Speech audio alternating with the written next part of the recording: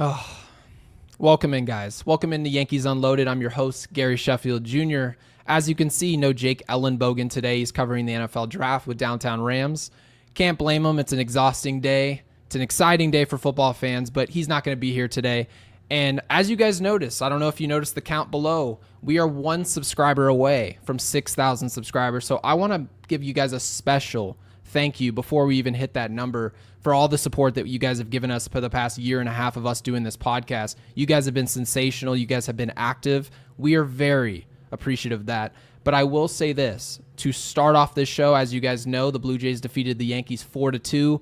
Carlos Carrasco surprised some people, right? 5 innings of full work, 2 walks, 2 Ks, but none of that mattered. 0 earned runs, right? His actual job, give us a quality start. He did that. Cody Bellinger, Austin Wells, Oswaldo Cabrera, 2 hits apiece. They did their thing. Tim Hill, first guy out the bullpen, gives up a laser homer to Vladimir Guerrero Jr. Felt like a big moment at the time. Not so much anymore. Cody Bellinger, Chisholm, Volpe, and Wells. Their ERA, their batting averages look like blood alcohol levels, right? .75, 163, 198, and 181. And somehow, none of it mattered. Why, you ask? Devin Williams pitched today. Devin Williams. And the prompt, for those of you who are new here, please make sure you guys like and subscribe. We appreciate all of your support. Devin Williams is the worst arm that the Yankees have in their bullpen. Now, obviously, he was brought in via trade. Nestor Cortez, who currently finds himself on the 60-day IL. He's been injured, but the question has been, what do the Yankees do at closer? And I think the answer is simple. And I see people already, I'm trying to hold it together here. I didn't realize that Devin Williams has a new nickname, and it is Fender Bender.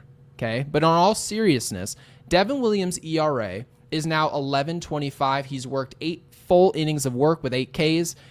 8 Ks doesn't sound bad, but when your whip is 238, it is atrocious. It is not good. So the question is Aaron Boone responsible now to make the decision to remove Devin Williams from closer, at least for the time being, and put Luke Weaver back in that situation that he was in towards the end of 2024, that obviously the rest was history. He did an incredible job. So for me, I feel like this is an easy answer. Of course, Devin Williams, as of now, should be in the role that we saw Cruz in when they started this season. That's where I'm at with this player. That's where I'm at with this pitcher. And I understand when people say he was really good in Milwaukee. Milwaukee is not New York. When we talk all day long about whether or not some guys can crack it in New York or not, you can't figure it out till they get here, guys. You just can't. That's where I'm at, okay? So I'm trying to stay patient. I think everyone else is trying to be realistic with this situation. And for those of you who are new here, I'm going to be reading the chats, especially when I'm by myself. I love to read the chat, get you guys involved. But the main thing here is that Devin Williams, at some point, when you trade away a depth piece in your rotation, and yes, we know he was hurt. And by the way, I'm not going to overly criticize Brian Cashman for making the trade itself, because when the trade was made, I thought the Yankees made out like bandits. Oh, you mean to tell me that Devin Williams, who's had success his entire career ERA is hovering around 2, his whip hovering around 1, yeah, that's a good pitcher. And you don't know whether or not a guy can pitch in New York until he gets here. Now we know, okay? So my thing is, you can have patience all you want, but if Devin Williams doesn't figure this out until, say, August, well, that's a good thing in time for the postseason. Your issue is, how many games do you lose along the way? And we saw last year with Clay Holmes, he lost us quite a few games, and it made the division race that much more difficult when it perhaps didn't need to be. So I want to make sure I get to the chat here because you guys have been absolutely sensational. But yes, he got booed. And I found something interesting today from the broadcast, specifically Michael Kay. When this outing from Devin Williams concluded, Kay mentioned that Devin Williams hadn't pitched in a while, as in it's a factor to consider for his success. And what's so intriguing about that comment, and mind you, Michael Kay's not making excuses. It's his job to cover the game, and then he brings up some things that possibly could be at work. But I'm under the impression as a Yankees fan that in the past we've overused our bullpen. If a guy pitches tomorrow, the next day, and the next day, we use that as an excuse that a pitcher is overworked. Then when a pitcher goes on paternity leave, and then he's not used 2, 3, 4 days in a row, and he gets to pitch, rather than talk about a pitcher being rested and ready to pitch, we're now talking about whether or not a pitcher should be brought into a 3-run game, and he should be locked in, right? That was the narrative in his last outing. Then he comes into today's outing, and people said, why'd you bring him into a close game? You can't have both, ladies and gentlemen. You can't. You either can bring a closer into a 1-run game, a 1 or 2-run game, a situation that he's accustomed to pitching in, and then expect him to do well, or you can bring him into a 3 or 4-run game. If they can't close the deal on either, what are we really talking about with this player?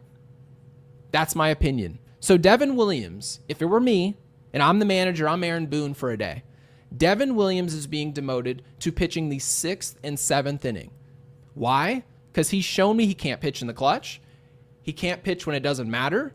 So if I have the choice between the two, why don't you go ahead and pitch when it doesn't matter? And then if you get it figured out, which his career numbers suggest that he will, now I'll consider throwing you, maybe not in the 9th inning, but maybe I can throw you in the 7th or 8th or into an extra inning game and expect success. So that's where I'm at. I don't get it. I appreciate it. Williams says, Solo Gary is the only way to watch Yankees Unloaded. Heavily disagree. I love having Jake here. It is odd. Trust me, guys, it is odd talking to yourself, but obviously I got you guys in here. And Dom D says he liked the trade, but he's not going to make it in New York. I'm interested to figure out whether or not our audience believes that this is a done deal, right? Because that's the question. Clay Holmes last year, everyone said, well, the year prior, the year before that, Clay Holmes has shown us from Pittsburgh, he's got what it takes. So it's a matter of time. And what we saw, guys, is our patience turned into our weakness. And Devin Williams is not, we don't want to put him into a situation where he's just got to figure it out on the fly. This is not Baltimore, guys.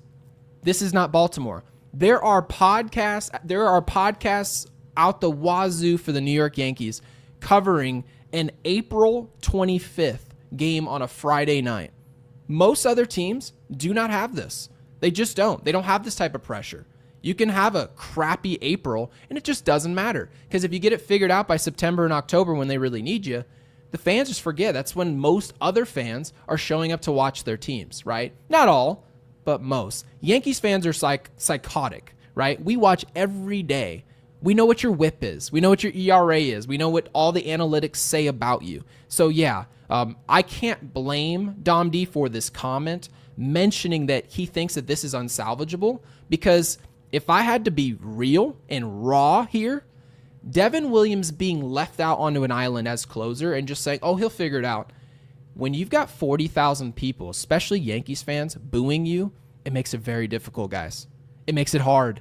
And I don't know about you guys, but we work jobs. There have been jobs that we've all worked, and we were underperforming. I promise you no one was there to boo us. At worst, our boss brought us into the office, and it makes your stomach sink. Or if you didn't want the job, I guess you wouldn't care.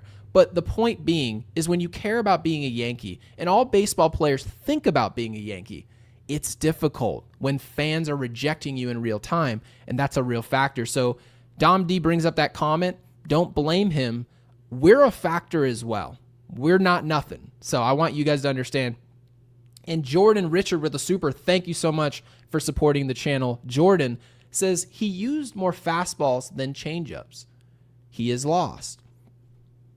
I'm going to say this, Jordan, again, thank you. He's got to throw fastballs. If you listen to the Yes broadcast today, they said, you know what? What's the problem with this player? Michael actually asked, he said, what are you seeing today? And he said, well, he's not throwing strikes. If you don't throw strikes, why would you be good? If you're behind hitters 1-0, 2-1, you get a foul ball and a fastball down the middle because you got to challenge a guy, and now you're in an at-bat with professional hitters in 2-1, 3-1 counts.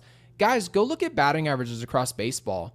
0-0, 0-1, 0-2. They look like 220, 230, right? 200. That's all I'm saying. So you've got to get ahead of guys if you want any success in this league. And if you watch Devin Williams, if you can't throw a fastball for a strike to get ahead of a hitter, you're not any good. And that doesn't mean it's permanent. But what it does mean is in the meantime, you are going to look at a 238 whip, okay?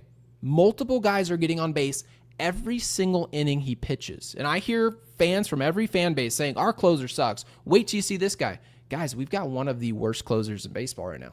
We've got a guy who's really pitching to hard contact. It's what it is. And I see Gio, not a super chat, but I like it, says he's got to attack the zone. At least you battled with the batter. You're not battling when it is 2-0. That's no longer a battle. Have you guys ever watched Garrett Cole struggle? Yes, right? Have you ever watched Carlos Rodon struggle? Yeah, you have, haven't you? Doesn't it just make you uncomfortable when you see their outings and it's 2-0, 3-1 almost every other batter? Because what does it tell you? There's a smoke signal going off in your head saying, man, he's just got to find the zone here. That's not a position to attack. So when you guys talk about his changeup and his fastball and his pitch selection, oh, he's got to throw more changeups. That's his bread and butter.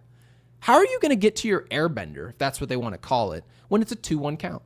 When it's a 3-1 count? You're not throwing that pitch. You're just not.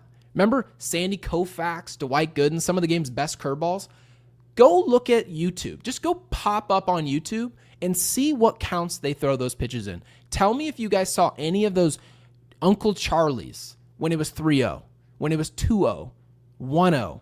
You didn't. You've got to find yourself in advantageous counts as a pitcher, and Devin Williams doesn't do that hardly ever. And we understand it's only 8 innings of work. It's a tough business, but there's no such thing as an airbender when you're behind in the count. It just doesn't exist, guys. So I want you guys to understand that. I'm sure you do. The broadcast was sort of introducing the idea. But when you look at who pitched today, Carrasco thought he did an excellent job. Tim Hill, Hamilton, Cruz, Williams, Leiter Jr., you look up and you give up 4 runs, 3 of those being your closer.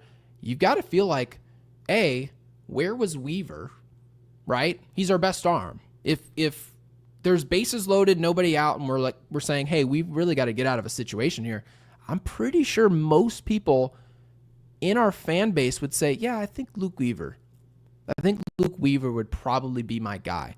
And he doesn't touch the mound. Why is that? So I don't like to just say, oh, I want to throw the blame at somebody. But to some degree, you do have to say and suggest that Aaron Boone is responsible for what happens next. If you guys want to chalk this up and say this is a mistake, this is a mistake, probably is, especially if I'm manager. Yeah, Devin Williams is probably being thrown in the 9th inning. But once you see it's not working, your job as manager is to manage the damage. And how do you do that? You get Devin Williams out of there. That's what it is. Okay? And so I'm sitting here with Peter with the chat, says pitching as expected has been a strength. The offense is bad. I would probably say yes, I did expect this. Yeah. For those of you who watched our show at the beginning of the season, Jake and I both, okay, and I'll speak for him because I was there when he delivered his opinion, we both agreed it doesn't matter personnel-wise. Like, yeah, you need talent. No question about it. But Matt Blake's going to figure out a way, right? How many people in this room today thought Cruz was going to be a weapon for the Yankees? Not many. I know I didn't. I know Jake didn't, right? And we talked about what they possibly could be going for, right? Swing and miss, splitter, all this stuff, right? But the Yankees just tend to not have problems on the mound. By the time you look up at the end of the season, whether or not we got our Blake Snell, we got our Carlos Rodon, we got the pitcher we wanted, we just find ways to get outs. We just do. But now you look at our lineup, and Jake and I, again, we agree this should change at some point. But you're looking at Cody Bellinger, who had 2 knocks today, and I mentioned it at the beginning of the show. It's hitting 195. His ops is 575. It's not productive. And Cody Bellinger was hitting 3rd for a while there, guys. It's a long time. Cody Bellinger, Jazz Chisholm, right? Jazz Chisholm made a ridiculous mistake in the field today. Ground ball directly to a man on first base. He decides that the ground ball straight to him, he's going to run the runner who's at first base back to first. The runner freezes and he says, oh, wow, I'm not going to be able to tag him before the guy gets to first for the double play. What does he do? Instead of holding the ball to make sure the lead runner doesn't get into scoring position, he throws the ball to first base, and the guy gets to second base. That makes no sense. As soon as he threw the ball, he knew his mistake, and you have to imagine when you're a player hitting 172, you have league average ops, right? And analytics, some people will say he's having a good season or he's unlucky. No, Jazz Chisholm's having a bad season right now. Okay, he just is. You can clearly see the defensive talent, right? The glove skills, the arm skills. We got that. But when you're hitting 172, you need to play smart baseball and you need to make more adjustments. He's clearly not doing that. It was a mistake. Anthony Volpe, I thought his defense looked really good today. He did have a knock, so we'll give him his credit. Some extra bases. Austin Wells, Cabrera, again, 4 hits between the two of them. So those are all good things, but it doesn't really matter. I said this last show. In the end, guys, this is the conclusion about our offense and our pitching. I don't care who you were today, okay? That comes and goes. This is baseball. At best, you're going to lose about 62 games a year, at best, okay? All we care about, and all we should care about, who are you more times than not? I can't get on you every single day. You have a bad outing, and now I'm down your back. No, I need to look at, okay, he pitched like absolute dog water today, but long-term data suggests that he's been excellent for us. He's been valuable for us. Well, the long-term data suggests the bottom of our lineup today was highly serviceable, but the data long-term says that they've been atrocious. So I guess the question is, people said, well, doesn't that worry you, Gary? Doesn't that worry you? The closer for the New York Yankees is probably one of the most horrific arms in the sport, and I'm not picking on the guy. I want him to do well. I like the trade. I probably would have made the trade myself. But to some degree, you just have to ask yourself, is this lineup going to improve? What version of Austin Wells do you expect we're going to see? What do you expect from Cody Bellinger? I know some people have said, I think he's showing some flashes of Joey Gallo. I personally am not worried. If the Yankees are winning at this clip with this level of offense, essentially outside of Grisham, Barry Bonds, Aaron Judge, Rice, and Goldschmidt, can anyone name another player who you would rely on at the plate outside of Jason Dominguez, who somehow, some way didn't play today? No. You're getting nothing outside of that group. So my expectation is that they're going to give something to some degree, and that's just going to make the Yankees that much stronger. So I'm excited to see that. I'm not worried about the offense. They're just objectively a bad group right now that's extremely top-heavy. I know it's a sore subject because we saw that last year, but it was poor talent last year. It was not good offensively, and we still won a pennant, so should be happy. And Yankees for the win says, thank you for doing a show tonight. I know Jake was doing the draft after a horrible loss. I like to see everyone pissed off too. He needs to earn that beard. I'll tell you what, guys. The idea that we all cut our beards, and I know not us, we're just jabroni fans, but we changed our shaving policy, which really was tradition. That's what it was. And mind you, I didn't care, per se. It's really about, and again, Yankees for the win. Thank you so much for the 5 and supporting this channel. Saying thank you as well for Jake, because I know he would be thankful. Yeah, it's disappointing that Devin Williams feels like the face of that change, and we've brought this up before, but man, for it to be your first year with the franchise and they've sort of catapulted you to the front of the line is maybe not responsible for this change, but they're like, yeah, Devin Williams was one of the guys who was like, no, this isn't it. And we've always talked about that. We've talked about that as Yankees fans, is if a player doesn't want to play here and he just sees it as a deal breaker, that he can't look the way he's going to look in the summer, right? He's not going to be able to have that scruff beard that makes him look, in his mind, hot and sexy. He's got to have that to play for the Yankees, and it's just a deal breaker. Can't do it without it. And we allow that to happen, and then your rebuttal behind that, they're like, you know what, leave the beard. You can look the way you want to look. All the chains that do all that stuff, right? We're going to change our policy in all of our codes we're going to adapt. And mind you, on this show, we were like, oh, you know what?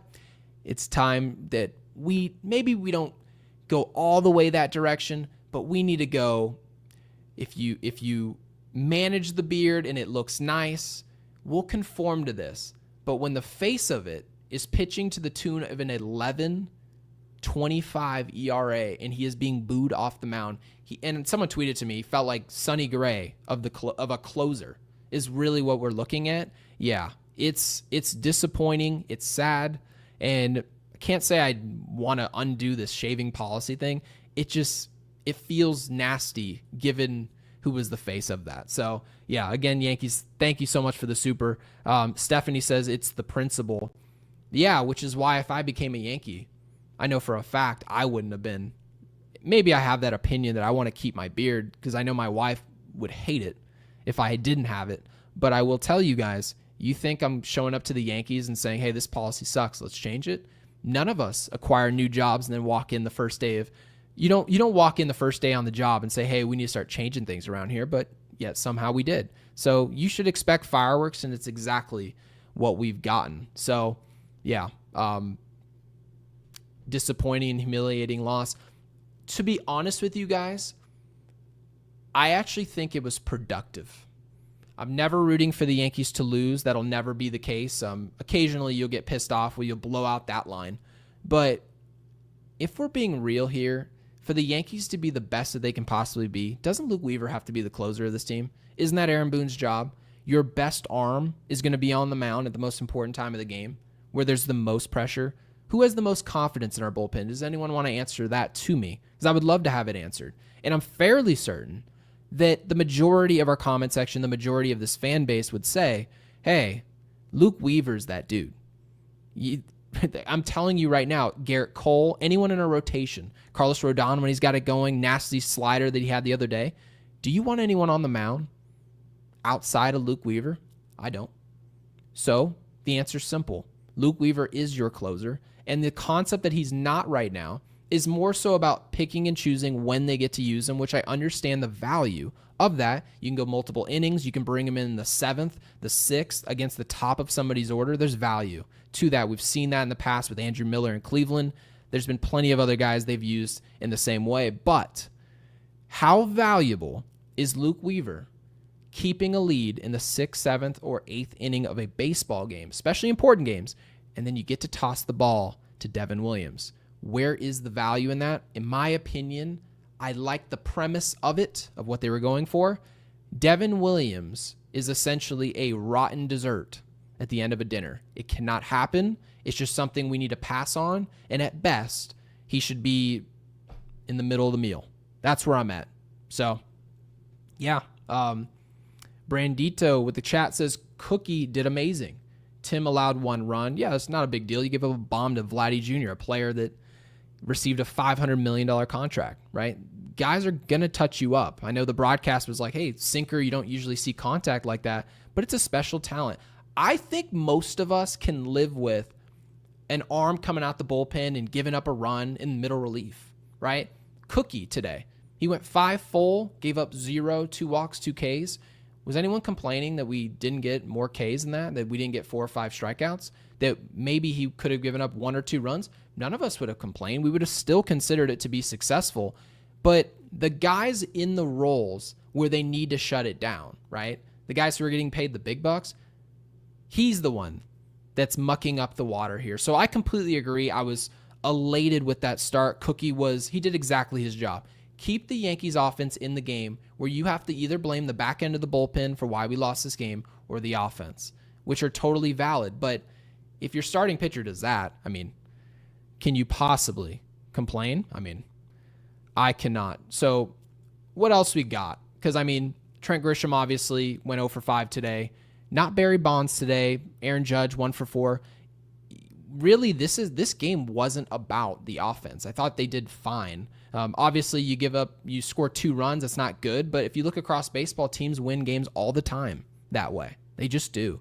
And when you toss the ball to your closer and you're winning a game, you expect to win. So disappointing. But if anyone has any questions, any comments that you guys want me to talk about,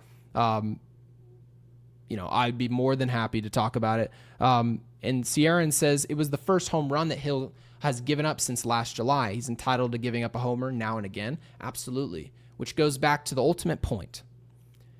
Who are you most often? Who are you 9 times out of 10?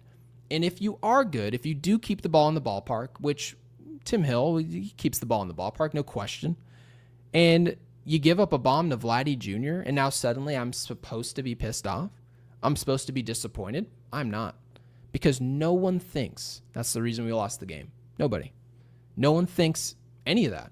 No one thinks the reason we lost today's game is because Jason Dominguez didn't start. Didn't happen. No one has left that comment. I'm reading essentially all of them.